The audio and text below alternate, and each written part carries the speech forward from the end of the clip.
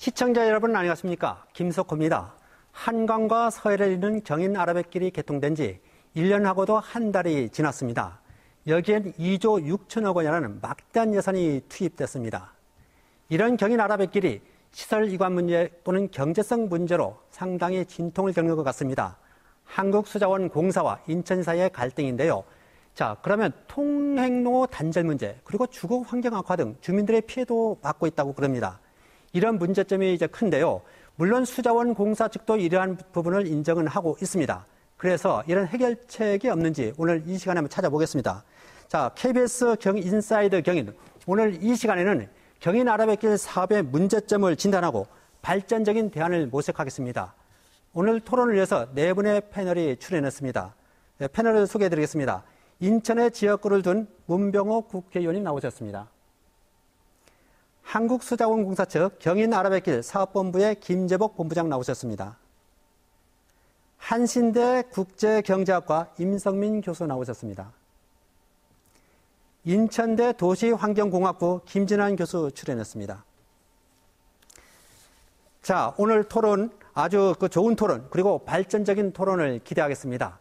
토론에 앞서 경인 아라뱃길 사업 추진 배경과 그리고 논란거리, 앞으로의 향후 과제 등을 어떤 것인지 간략히 정리해봤습니다. 서해와 한강을 잇는 우리나라 첫 운하 아라뱃길입니다. 인천 오류동부터 서울 개화동까지 4,000톤급 선박이 다닐 수 있도록 폭 80m에 수심 6.3m의 수로를 팠습니다. 수도권에서 한계에 이른 육상 운송수단을 보완한다는 이유에서 운하 건설이 추진됐습니다.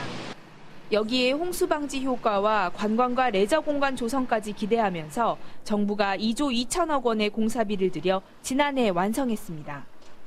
경인 운하 건설로 인해 일자리 2만 5천 개가 생겨나고 생산 유발 효과는 3조 원에 이를 것으로 정부는 전망했습니다. 하지만 개통 뒤 현실은 예측과 달랐습니다. 경인항 컨테이너 부두는 거의 비어 있습니다. 아라뱃길에 있는 경인항이 개장 이후 1년간 처리한 물동량은 2만 6천 컨테이너로 수자원공사가 예측한 29만 4천 컨테이너에 비해 8.9%에 그쳤습니다. 일반 화물도 예상치의 15%에 불과한 13만 2천 톤을 처리했습니다. 정기 노선은 중국 칭다오와 텐진을 주 1회 오가는 항로 한 개뿐입니다. 아라뱃길 주변에 인천항 내항, 북항, 남항이 있는 데다 육로로도 30여 분밖에 걸리지 않는 짧은 거리여서 경인항 이용이 저조했습니다. 관광객 유치 효과도 기대에 미치지 못했습니다. 지난 한 해 동안 아라뱃길 유람선 승객은 33만 명, 예상치 59만 9천 명의 절반 수준입니다. 요트와 모터보트 등 수상 레저의 명소로 부상될 것으로 예상됐지만 수질 오염이 걸림돌입니다. 지난 2월 기준으로 아라뱃길의 대장균은 100ml당 5만 8천여 마리, 하천에서 물놀이할 수 있는 수질인 2급수 기준을 50배 넘게 초과하는 수치입니다. 아라뱃길이 개통된 지 1년이 지나면서 경제적 효용성을 높일 수 있는 현실적인 대책 마련이 절실한 실정입니다. 자, 경인 아라뱃길은 당초 굴포천 일대 상습 침수 지역의 홍수 예방을 위해서 처음 시작이 됐지만 이제 물류라든가 관광 이런 경제적인 이득을 창출하기 위해서 좀 거대하게 사업이 이제 시작이 됐습니다. 그래서 여러 가지 기대를 했지만 아직 그런 기대 효과는 덜 나타나는 것 같습니다. 그래서 이 시점에서 경인 아라뱃길 사업에 대해서 어떤 생각을 갖고 있는지 패널들의 얘기를 들어보겠습니다. 우선 문병호 의원님 말씀 좀 들어볼까요? 예, 경인 아라뱃길 사업은 국가 예산을 낭비한 전형적인 사업이다라고 평가할 수가 있겠습니다. 직접 비용만 2조 6천억이 투입됐고요. 간접 비용까지 합치면은 약 3조 원의 사업비가 투입됐습니다. 원래 아라뱃길을 설계할 때 예상한 물동량이나 또 관광 레저 효과, 또 지역경제 활성화 이런 것들이 예상됐었는데 현재 상태에서 평가했을 때는 아주 수준에 못 미치는 예상치의 약 10% 전후의 효과밖에 나오지를 않고 있습니다. 그래서 전형적인 예산 낭비 사례라고 평가할 수밖에 없고요. 최근에는 이제 계양이나 서구 일대 주민들에게 여러 가지 불편한 피해를 주고 있는 상황입니다. 그래서 하루빨리 이런 주민 불편 사항이 해소가 돼야 되겠고, 그리고 이제 애초에 태어나지 말아야 할 사업이지만은 이왕에 건설이 완공이 됐으니까 아라뱃길을 좀 더 효과적으로 운영할 수 있는 그런 방안들이 정부에서도 찾아야 되고 또 우리가 모두 지혜를 모아야 될 것 같습니다. 네, 우리 김재복 본부장께서는 어떤 입장이신지요? 네, 2009년도에 착수했던 경인 아라뱃길이 정식 개통한 지 1년을 맞이했습니다. 당초 이 아라뱃길 사업은 2, 3년 주기로 홍수 피해를 겪고 있던 굴포천 유역의 홍수 방지를 위해 기획하고 있었던 방수로를 토대로 하고 있습니다. 그러나 이 방수로는 1년 365일 중에 보름만 활용하고 나머지 350일 기간은 빈 하천으로 남게 되는 그런 문제를 안고 있었습니다. 그러던 찰나에 한강 측으로 4km를 추가 연장을 해서 홍수기에는 물길로, 평상시에는 백길로 또 침수 공간으로 활용하자는 취지의 사업이었습니다. 이렇듯 경인 아라뱃길의 기능은 3가지 기능이 있습니다. 물류 기능 포함해서 홍수 기능, 그다음에 침수 공간으로서의 여가 기능, 이 3가지 기능이 있는데 홍수 방지 기능과 그 여가 기능은 그 역할을 다 하고 있다고 봅니다. 다만 물류에 해당되는 부분은 여러 가지 원인으로 기대치에 다소 못 미치는 현상입니다. 네, 이번에는 우리 임성민 교수께서 또 어떤 의견인지 궁금합니다. 예, 저는 해운과 운송, 물류를 전공합니다. 애초에 경인 운하는 배가 다닐 수 없다고 단언하며 운하 건설을 말리려고 제 깐에 애를 많이 썼습니다. 경인 운하는 임시 방편적 산소 호흡기로 회복할 수 없는 구조적 결함을 안고 탄생했습니다. 백약이 무효라 해도 과언이 아닙니다. 산소 호흡기를 떼면 곧바로 유령 운하가 되고 맙니다. 가뜩이나 양양공항, 울진공항 등의 유령공항으로 세계적인 웃음거리가 되고 있는데 또다시 이런 어처구니 없는 일이 났으니 국격이 크게 훼손된 창피한 일입니다. 네. 자, 이번에는 우리 김진환 교수의 좀 얘기를 좀 들어보겠습니다. 예, 아라뱃길 사업은 현재 홍수 피해를 예방하는 측면과 수변 공간을 창출해서 아라뱃길 주변 지역 주민들에게 가볼 만한 곳을 제공했다는 것은 매우 긍정적이라고 생각을 합니다. 이것을 제외하면 수요 예측 실패로 인해서 해결해야 될 여러 가지 과제가 있는 사업이라고 말씀드릴 수 있겠습니다. 특히 20여 년에 걸쳐서 표류해온 사업이고 사회적 갈등을 야기하고 있다는 점은 큰 문제라고 하겠습니다. 경제적 타당성과 함께 환경훼손과 관련해서 경인 아라뱃길 사업을 바라보는 이해관계자 사이의 입장 차이에 의해서 계속 논란의 한가운데에 놓여 있는 상태입니다. 이러한 상황은 엄청난 무형의 경제적 손실을 낳고 있고 최종적으로 이러한 것은 국민의 부담으로 이어질 것으로 보고 있습니다. 아라뱃길 사업에 대한 객관적인 평가와 함께 어떤 방향에서 이 현재의 문제점을 보완할 것인가, 최선은 무엇이고 차선은 무엇인가 등에 대한 지역 시민사회의 여론을 직결시키는 사회적 합의 도출이 우선적으로 해결해야 될 과제라고 생각을 합니다. 네, 이렇게 네 분의 패널 얘기를 들어봤는데요. 이제부터는 아라뱃길 사업의 문제점과 실태 등 쟁점에 대해서 좀 토론을 진행해 보겠습니다. 우선 경인 아라뱃길 개통된 지 지금 1년 1개월 정도 됐는데 현재 운영 실태가 궁금합니다. 본부장님 어떻습니까? 현재 어떤 운영 실태가 되어 있는지 간략히 좀 설명해 주시죠. 예, 모두에서 말씀드렸듯이 아라뱃길의 3대 기능별로 살펴보겠습니다. 우선 홍수 방어 기능은 완벽하게 수행하고 있습니다. 도시화되어 있는 굴포천 유역은 지형 특성상 한강 수위보다 낮아 2, 3년 주기로 매년 홍수 피해를 겪던 지역입니다. 아라뱃길 조성 이후에는 그 홍수 피해가 사라졌죠.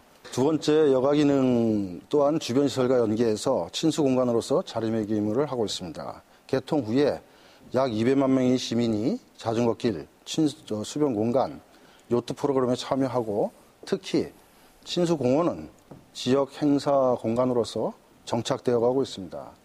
세 번째, 물류 기능을 살펴보면 그동안 개통 이후에 컨테이너 전기 노선 2개 노선, 일반 화물선 부정기 항목에 되어 있습니다. 18개 노선, 도합 41척의 선박이 투입이 돼서 300여 항차 운행을 했습니다.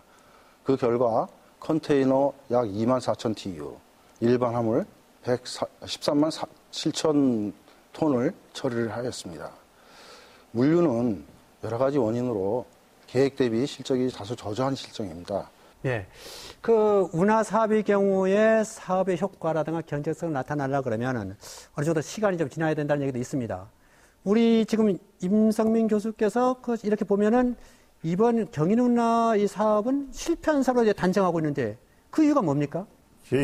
이제 뭐 시간이 나아지면 뭐 지나면 나아지지 않겠느냐고 이제 기대를 하는데 10년이 가도 20년이 가도 나아질 가망이 없습니다. 구조적으로 제가 이제 차츰 그 이유를 설명을 드리겠는데요.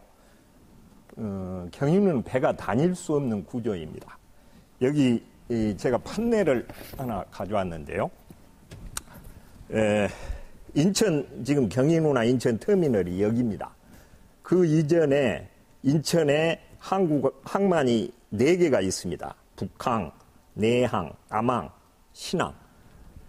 여기에 이 항구를 두고 이쪽으로 올라오면 20km 이상을 2시간, 3시간을 걸려서 올라와야 합니다. 여기 이 도로가 항만 시설이 잘 돼 있고 여기 올라오면 기름 떼야죠. 도선료 내야죠. 많은 돈을 들여야 됩니다. 여기 올라올 이유가 없습니다. 그리고 여기 서울이나 이런 수도권에서 가게 되면 지금 고속도로가 다 뚫려 있어가지고 인천으로 이 드넓은 항만이 있는데 여기로 가야 할 이유가 없는데 지금 수공에서 이렇게 제시한 건 약간 부풀렸다고 얘기를 하시는데 약간 부풀린 게 아니고 근본적으로 가짜입니다. 허수예요. 왜냐하면 인천 터미널의 물동량은 사실은 운하 물동량이 아닙니다.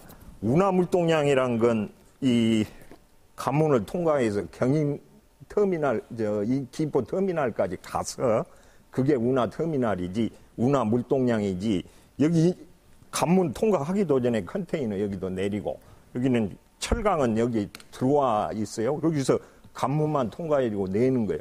그러니까 운하 물동량으로 계산을 할 수 없는 성질의 것인데다가, 거기에 인천 터미널 여기 오는 배들이 항만 비용 일체를 면제해주고, 심지어 이 배가 인천, 부산, 뭐 이쪽에 또 평택 이런 항구에 들어가면 그곳의 항만 비용도 면제해줍니다.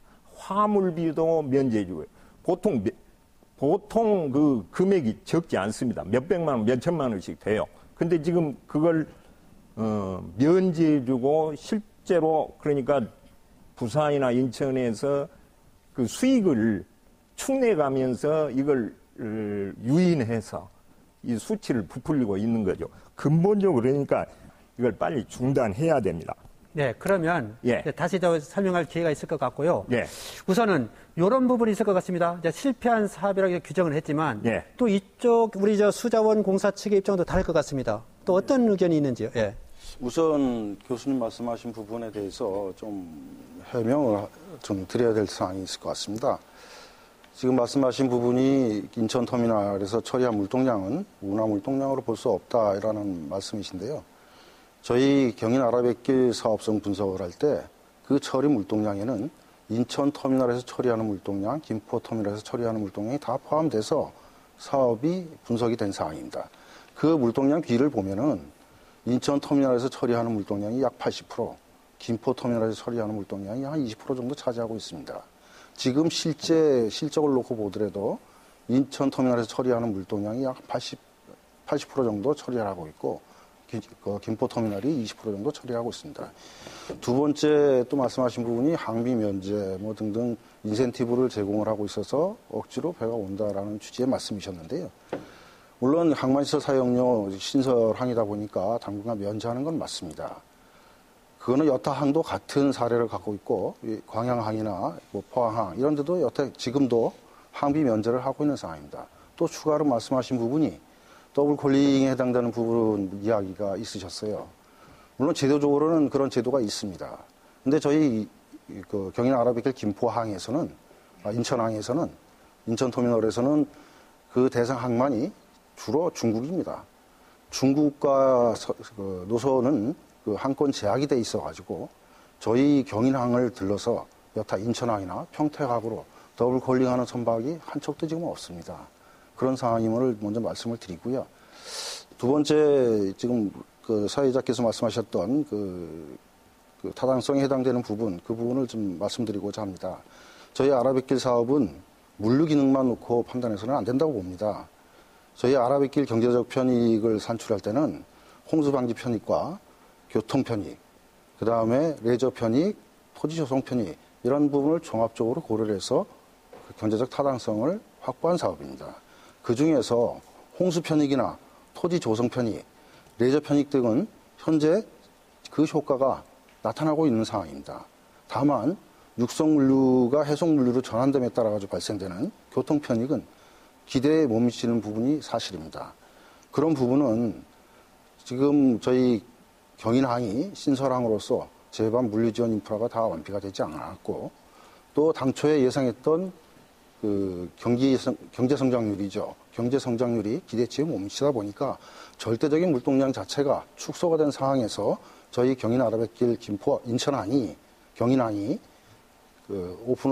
개장을 하다 보니까 기대에 못 미치는 부분이 다소 있습니다. 네. 그래서 이제 여러 가지 얘기가 나오고 있는데 이 부분 뒤에서 다시 한번 또 심층적으로 한번 다뤄보겠습니다.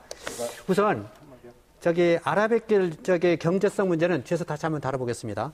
이제 그 아라뱃길 활성화 차원을 떠나가지고 이번에 또 하나 문제점이 뭐냐면은 아라뱃길 조성 사업을 하면서 수질 문제가 상당히 많이 대두되고 있어요. 그래서 수질 문제 때문에 이제 환경 문제까지도 거론되고 있는데 주변 환경이 상당히 악화됐다고 합니다. 어느 정도입니까? 예, 우리 문병호 의원님. 예. 예, 지금 이제 수질 문제가 여러 가지로 지금 환경단체에서도 문제제기하고 있습니다. 지금 수질 문제가 중요한 것은 이것은 이제 관광 레저 기능을 수행을 해야 되고 또 친수 공간으로서의 역할을 해야 되는데 수질이 나쁘면은 이 사람들이 접근할 수가 없지 않겠습니까? 그래서 이 수질을 높여야 되는데 지금 여러 가지 뭐 환경 관련 기관에서 조사한 바에 의하면 뭐 상당히 나쁜 것으로 그렇게 지금 자세한 자료는 여기 있습니다만은 뭐 나쁜 것으로 지금 나오고 있어서 이 문제가 하루빨리 시정이 돼야 할 것 같습니다. 네.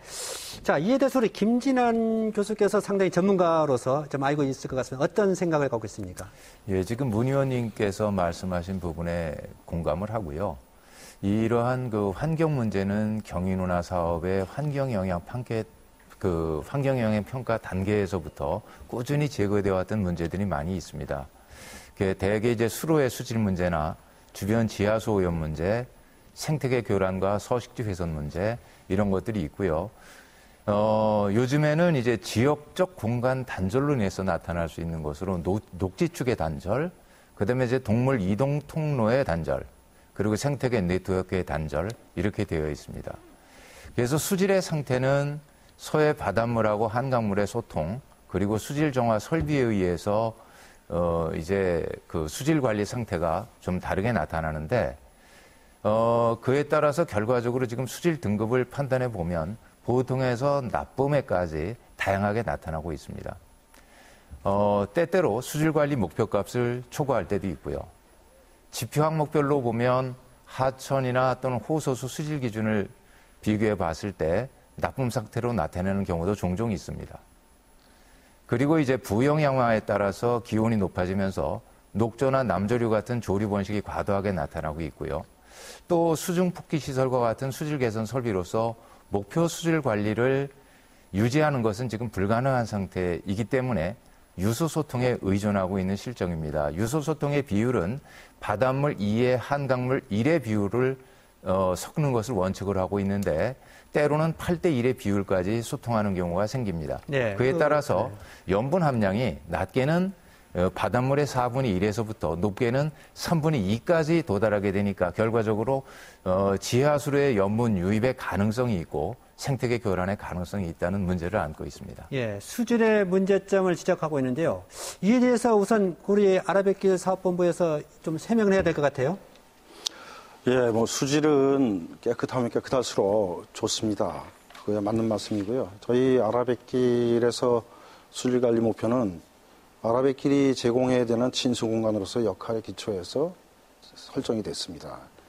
아라뱃길은 요트나 카누 등 직접 물에 접하지 않는 그런 레포츠 공간으로서의 역할과 또 수영공원으로서 심미적으로 이용자한테 불쾌감을 주지 않는 범위 내에서 설정이 되었습니다.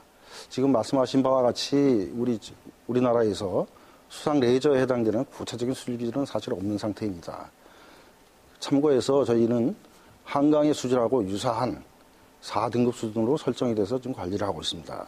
관리 항목은 총 5개 항목을 지금 관리하고 있는데 좀 전에 김 교수님 말씀하셨듯이 4개 항목은 관리 수준, 관리 목표 이내로 지금 관리가 되고 있고 다만 이제 클로로필 A 농도, A에 해당되는 부분은 계절적인 영향 때문에 일시적으로 초과하는 부분도 있습니다. 네. 그 지역 주민들의 불편상과 관련해서는 통행로가 차단이 되고 그리고 통신 장애까지 있다고 이런 얘기가 있어요. 물론 사고 위험도 크지만 자 어떤 상황인지 우리 문병호 의원께서 우선 한 말씀 해주시죠. 제가 요 근래 몇 번 그 현장을 다녀왔습니다. 이제 주민들이 불편 사항을 많이 호소하고 있기 때문에 역시 갔더니 이제 원래는 우리가 이제 물이 없을 때는 그냥 도로로 걸어 다니고 하던 길이었는데 이제 가운데 물길이 나다 보니까 이제 다리를 통해서 이렇게 통행을 해야 하지 않겠습니까? 근데 문제가 뭐냐면 이 다리가 배가 통과하려면 다리가 높아야 됩니다. 천정이요. 그러다 보니까 이 다리가 경사가 굉장히 급하게 돼 있습니다. 그래서 겨울철 되면은 조금만 눈이 와도 이 차가 못 다닐 정도로 상당히 미끄러운 그런 상황이고요. 그다음에 이제 다리를 놓을 때 기존의 그 주민들이 통행 노선을 따라서 다리가 놔줘야 되는데 그게 좀 엉뚱한 데로 가 있습니다. 그러다 보니까 이 주민들이 그 다리를 건널 때 이렇게 가장 최단 거리로 다니는 것이 아니고 이렇게 뺑뺑 돌아서 다녀야 한다는 그런 문제점이 있고요. 그리고 역시 이제 도로 문제도 그러한 이제 지대가 높고 또 갑자기 다리가 많이 놓여지고 그 다리와 관련돼서 이제 교통량이 이렇게 연결되다 보니까 굉장히 도로가 불편하게 되어 있어서 주민들이 지금 상당히 어려움을 겪고 있습니다. 그래서 지금이라도 수장공사는 뭐 여러 가지 말씀하시는데 지금이라도 주민 불편사항은 하루빨리 해소가 돼야 되겠다. 경인 아라뱃길이 이미 이제 놓여졌기 때문에 앞으로 그것을 활성화할 수 있는 방안은 또 지혜를 모아야 되고 당장 지금 거기 사는 주민들이 불편한 사항은 해결을 해야 되겠다는 얘기인데 지금 조금 수자공사가 적극적으로 의지를 지금 보이고 있지 않고 있습니다. 그래서 오늘 본부장님 나오셨는데 제가 어제도 상임위에서 사장님에게도 질의를 했습니다만은 좀 주민 불편 사항에 대해서는 최우선적으로 빨리 시정해 줬으면 하는 생각입니다. 자, 김재복 부원장님 어떻습니까? 지금 지역 주민들 불편이 크다는데 당장 해결해야 될 거 아니겠습니까? 예, 지역 불편 사항은 빨리 해결해야 되는 게 맞습니다. 좀 부연해서 설명을 드리자면은 저희 그 아라뱃길이 통과됨에 따라 가지고 지역이 양분되어 있는 부분은 맞습니다. 그 지역이 양분되다 보니까 저희 아라뱃길 전체 18km 중에 13개의 교량을 놓아서 기존 도로를 대체할 수 있는 그런 횡단시설을 만들었습니다.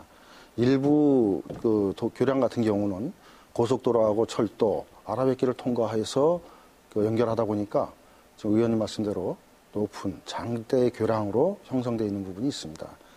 대부분은 기존 교통망하고 충분히 연계가 돼서 소통에 문제가 없습니다만은 계양대교에 해당되는 부분은 그 주변 지역의 지작물 때문에 그 원활한 교통소통에 조금 문제가 있다고 보여집니다. 그래서 저희는 그 지작물을 해결하면서 도로를 좀 놓을 수는 없는 상황입니다. 그 지작물이 지금 도시철도라든가 도시철도 역사라든가 또 변전소라든가 이런 중요한 시설물이 있다 보니까 그런 부분을 피해서 그 교량을 형성시키다 보니까 그런 문제가 다소 야기가 됐습니다. 그래서 수장공사 측에서는 그 교량으로서 피해보는 부분을 최소화시키기 위해서 우회도로 또 주변 도로를 확포장을 하고 해서 주민 불편을 최소화시키고 있습니다. 그러더라도 주민들께서는 좀 다소 불편한 부분을 말씀을 하시고 계십니다. 그래서 그 불편한 부분을 해소하고자 지금 보완을 하고 있고 그 추가적으로 보완 사항에 대해서는 최선을 다해서 마무리할 예정입니다. 네, 이렇게 이제 토론을 하다 보면은 뭐 여러 가지 문제가 나오는 것 같습니다. 그런데 가장 중요한 것 중에 하나가 시설이 준공이 되면 이 시설물을 이관하는 과정에서 그 유지 관리비가 엄청난 걸로 알고 있습니다. 그래서 또한 이게 과연 인천시가 받을 것이냐 이런 문제가 생기는데 우선 우리 문 의원님께서 우선 이 부분에 대해서 어떻게 생각하시는지 우선 말씀 좀 해주십시오. 예, 이제 뭐 아라뱃길 개통도 됐고 이제 아라뱃길을 개통하면서 뭐 여러 가지 시설이 많이 생겼지 않습니까? 뭐 도로, 교량 뭐 등등 많이 생겼는데 이제 이것을 인천시로 이관을 해서 인천시가 관리를 해야 됩니다. 그런데 지금 예상되는 관리비가 1년에 약 60억 정도 예상되고 있습니다. 그리고 지금 이제 인수 받을 때 이제 하자가 없는 상태로 인수 받아야 되지 않겠습니까? 하자가 생기면 인수 받은 다음부터는 또 인천시가 하자를 보수해 줘야 되니까. 그래서 인천시가 지금 그 부분에 굉장히 많이 신경을 쓰고 있는데요. 지금 이제 인천시나 또 제가 판단할 때는 좀 상당한 하자가 있습니다. 하자가 있어서 뭐 도로라든가 연결된 부분들을 좀 더 보수해가지고 이관 받아야 되고 또 이관 후에도 인천시에다만 그 관리비를 책임지라고 할 것이 아니고 결국은 정부나 수자원공사가 일정 부분 관리비를 보조를 해줘야 된다. 왜냐하면 어차피 이 아라뱃길이라는 것은 인천시가 추진한 것도 아니고 또 정부나 수자원공사 추진을 했고 실제 또 인천시에 떨어지는 게 그렇게 많지가 않습니다. 그래서 그런 점에서는 앞으로 지금 당장 이관 받을 때도 문제가 있는 것은 충분한 보완을 해서 이관하셔야 되고 또 이관 후에도 유지 보수함에 있어서 일정 부분은 정부나 수자원공사가 지원해야 된다. 그런 입장을 갖고 있습니다. 예, 그러면 그 우리 수자원공사 측에서가 이 시설 유지 관리비에 대한 부담이 막당으로 이제 알고 무조건 시설물을 인천에 받아라 이게 아니라 인천시가 받아라가 아니라 뭔가 좀 대안도 모색해야 될 것 같은데 이에 대해서 수자원공사 측은 어떤 입장입니까? 예, 저희 아라뱃길 사업이 준공이 됨에 따라 가지고 인천시로 이관이 돼야 될 시설물은 주로 이제 교량이나 도로로 이제 구성이 되어 있습니다.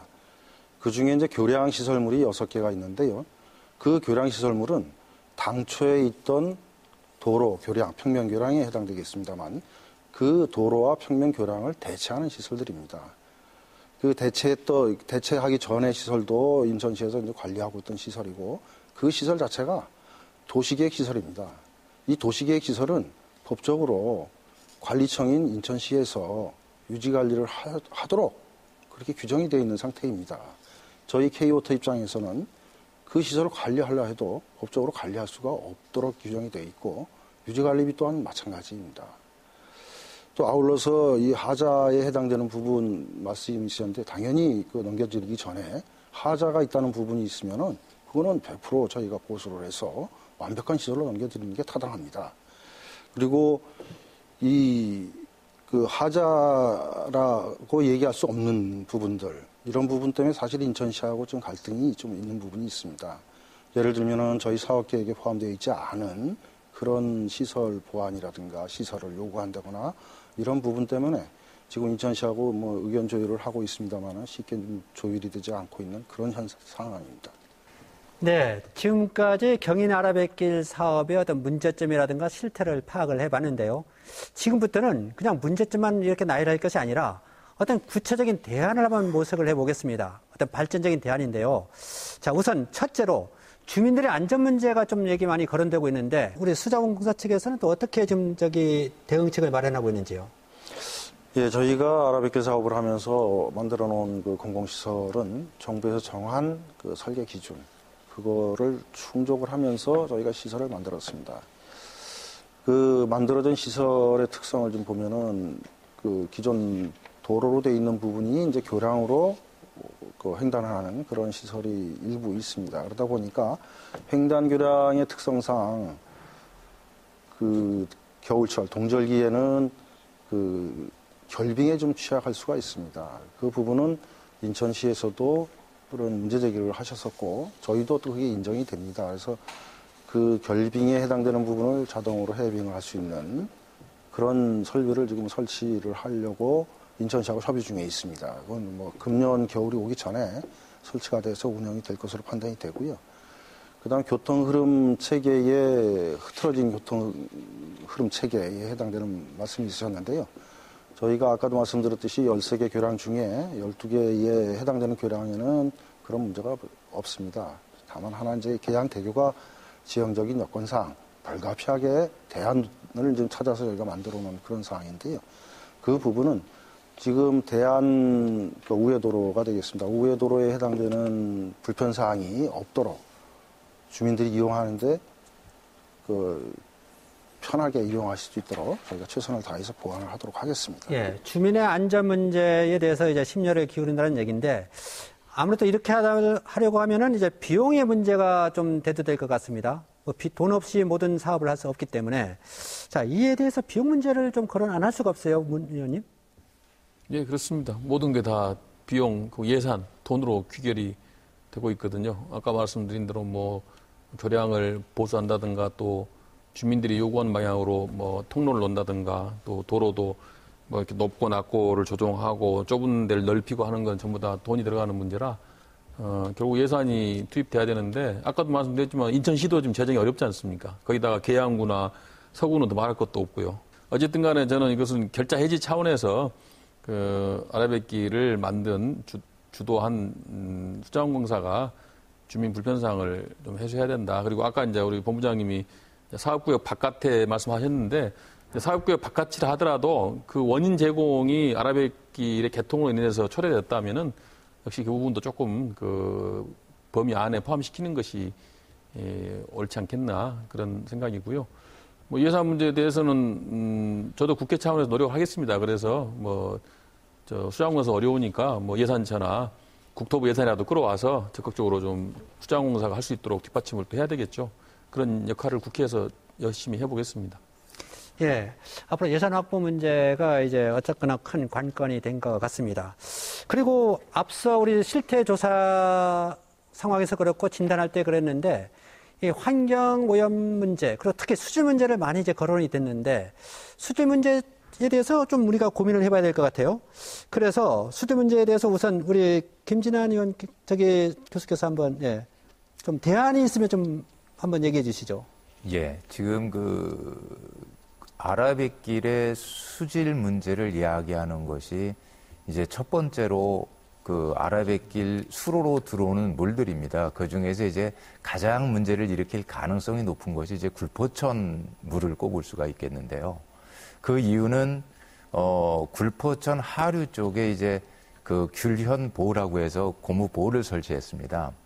근데 이 보호가 평상시에는 이제 물을 한강으로 유입시키고 비가 많이 오게 되면 이제 아라뱃길로 유입해서 이제 방수로 기능을 이제 하게 되는데 결과적으로 이제 유속이 하류에서 굉장히 느려집니다. 그런데 이제 굴포천의 특성이 이 제대로 차단되지 못하는 이 상류 쪽에서 이제 생활하수나 공장 폐수가 유입되고 또한 그 이제 하천 복개 이런 구조적인 문제로 인해서 이 자정작용이 안 이루어지니까 굴포천 물이 굉장히 점점 나빠지고 있는 상태입니다. 그래서 이 나쁜 물이 이제 한강으로 그 아라뱃길로 유입될 수가 있는 상황이거든요.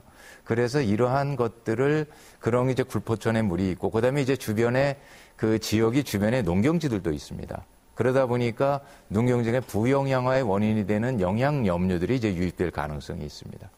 그래서 이러한 것들을 개선하기 위해서는 아라뱃길 수로 그 자체만 보면 안 되고 그 주변 유역까지 지금 대표적으로 말씀드렸던 것처럼 굴포천까지도 통합 관리할 수 있는 그런 시스템으로 가야 할 것이고 그렇게 하면서 이제 비용을 적게 들고 효율이 높은 그런 수질 개선 대안을 모색하는 것이 지금 가장 바람직한 대안이 아니겠나 이렇게 생각을 합니다. 예, 그 우리 경인 아라뱃길 사업본부에서 봤을 때 지금 보니까 경인 아라뱃길만이 문제가 아니라 굴포천까지도 관리를 잘해야 된다는 이런 환경 문제가 나왔습니다. 어떻습니까? 뭐 관리를 잘해야 된다라는 부분에 뭐 이의가 있을 리가 있겠습니까? 그게 당연히 뭐 맞는 말씀이고요. 지금 저희 아라뱃길에 들어오는 물은 평상시에는 이제 한강물이 들어옵니다. 하루에 이제 평균 10cms로 해서 들어오고 있고요. 홍수기에는 좀 전에 말씀하셨듯이 굴포천 라바보가 전도가 되면서 굴포천 홍수 예방을 위해서 발생된 홍수량이 이제 서해로 직접 빠지기 위해서 아라뱃길로 들어오고 있죠.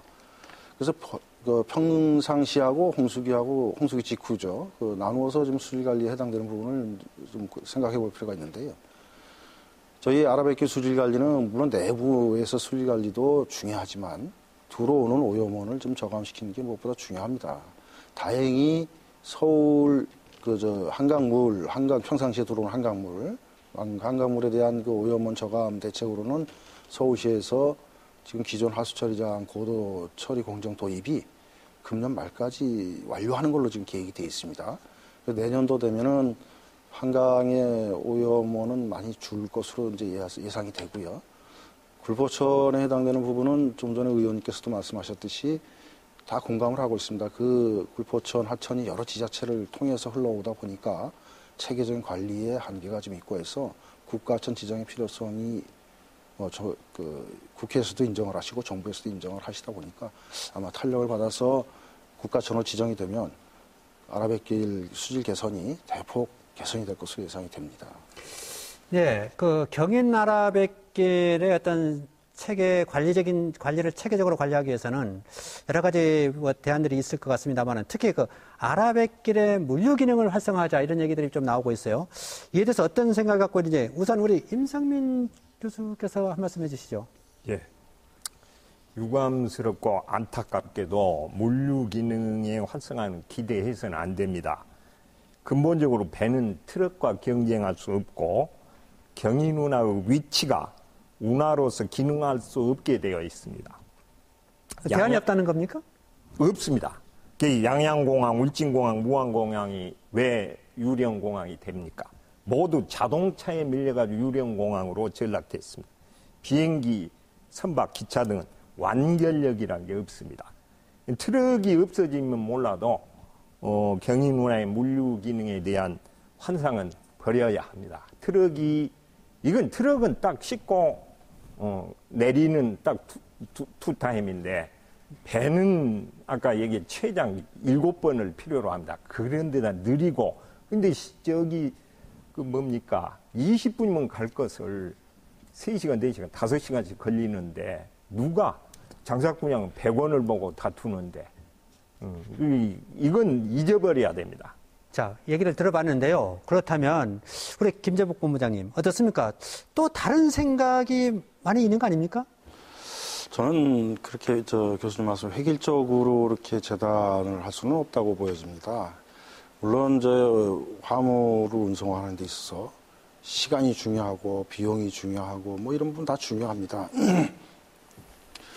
그렇다고 하면은 시간만 중시한다고 하면은 뭐 선박 화물이라는 건 있을 수가 없죠. 뭐 다 항공 화물로 가든지 뭐 다른 방법을 찾든지 해야죠.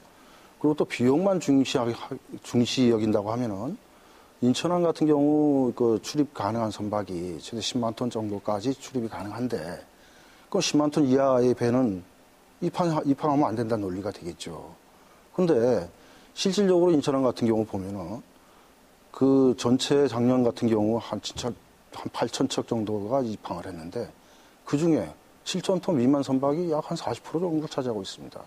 결국 화물 운송에 해당되는 부분은 그 화물의 특성이 뭐고 화물이 요구하는 성격이 뭐고 또 화주의 입장이 뭐고 그거에 따라서 선택적으로 결정이 되는 거지 그냥 일반론적인 사항을 갖고 모든 걸 해결화시키기는 좀 어렵다고 봅니다. 네, 그 아라뱃길을 연안해상 화물 운송로로 연계시키는 방안에서는 여러 가지 의견이 있는 것 같습니다. 그런데 이것을 이제 관광과 레저로 접목시키는 부분은 조금 또 생각이 더 달라질 것 같아요. 우선 문병호 의원님께서는 그 부분을 어떻게 생각하시는지요? 저도 지금 물류 기능에 대해서는 뭐 일정 부분 한계가 있을 수밖에 없다라는 생각을 하고 있습니다. 지금 현재 우리나라가 항만도 약간 초과되어 있다고 평가가 되고 있거든요. 지금 인천도 항만 시설이 지금 물동량이 줄어가지고 어려움을 겪고 있고 또 평택항도 있고 그래서 결국 이제 물류 기능으로서 경인 아라뱃길 역할을 앞으로 많이 제고될 것이다라는 기대는 좀 쉽지 않을 거라고 보고요. 물론 일정 부분 물류 기능 해야 되겠죠. 그렇지만 이제 오히려 저는 항만 관광 레저 기능 쪽으로 친수 공간 확보 이런 쪽으로 오히려 좀 초점을 바꿔가야 되지 않겠는가 그런 생각을 하고요. 결국은 이제 저는 평소에도 인천이 이제 해양도시 돼야 한다고 주장하는 사람인데 수도권은 2천만 원 되는 그 엄청난 인구가 있거든요. 이 분들이 바다를 보고 싶어해요. 그래서 이제 서울이나 수도권에 계신 분들이 이제 바다를 나가는 통로로 아라뱃길 좀 이용을 하고 또 아라뱃길 자체가 또 친수공간을 잘 조성을 하면은 많은 수도권의 그 시민들이 찾아올 수가 있습니다. 지금 자전거 도로 같은 건 굉장히 잘 돼 있는 걸로 평가가 되고 있고요. 또 친수공간을 잘 만들고 최근에는 무슨 화해단지 같은 것도 조성을 하자 그런 얘기도 있습니다. 그래서 하여튼 많은 사람들이 좀 아라뱃길 찾아올 수 있는 그런 유인 시설을 많이 만들고 그런 레저, 관광 또 친수 환경을 조성하면은 좀 더 많은 사람들이 아라뱃길을 찾게 되면은 아무래도 아라뱃길에 대한 효율성도 높아지고 또 계양구나 서구나 김포나 이런 주변에 있는 지역 주민들의 어떤 일자리도 창출이 되고요. 또 지역 경제 활성화에 도움이 되지 않을까 그런 생각을 해서 앞으로는 이제 물류보다는 오히려 관광, 레저, 친수 기능 확보 이런 쪽으로 초점을 옮겨가야 될 것 같다는 생각을 하고 있습니다. 자, 이에 대해서 우리 김진환 교수는 또 환경에 또 전문이시니까 어떤 생각을 갖고 계신지 궁금합니다. 예, 지금 말씀하신 부분에 대해서 공감을 합니다. 근데 이제 지금 아라뱃길이라고 하는 명칭 자체가 물류 기능의 기능성에 사실 초점을 두고 명명을 했거든요. 근데 그 이후에 사실 아라천이라고 또 이제 국가하천으로 지정을 했습니다. 근데 잘 아시는 것처럼 하천이라고 하는 것은 바로 그 유역에 사는 사람들의 역사입니다. 그러니까 이게 지금 현재 아라천이 인공적으로 조성된 하천이긴 하지만 시민들과 함께 역사를 겪어 나아갈 수 있는 동반자입니다.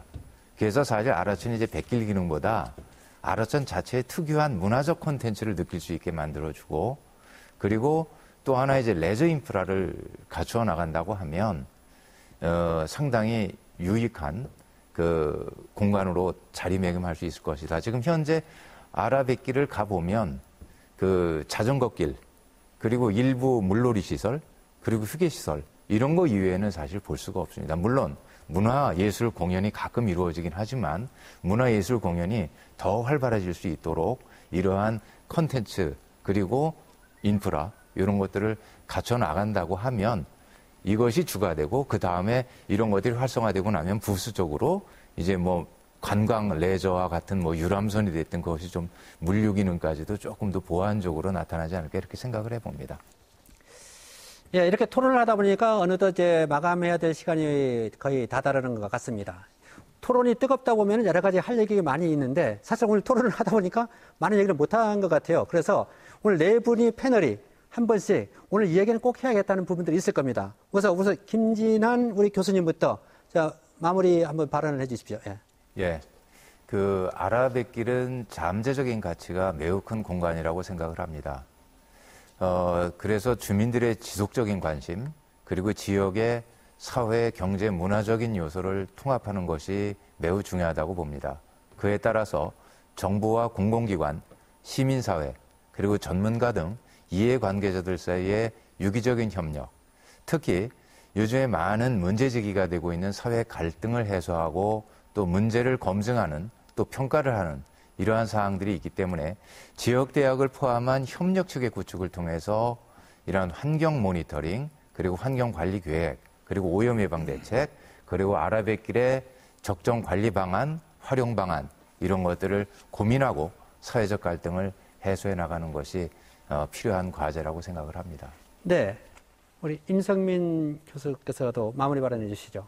예, 지난번 국회 토론회 참석 계양구의 한 젊은이가 경인우나 토론회라며 하나도 빠지지 않고 참석을 했는데 모두들 문제점만 지적하고 어느 누구도 해법을 제시한 사람이 없었다고 불만이었습니다.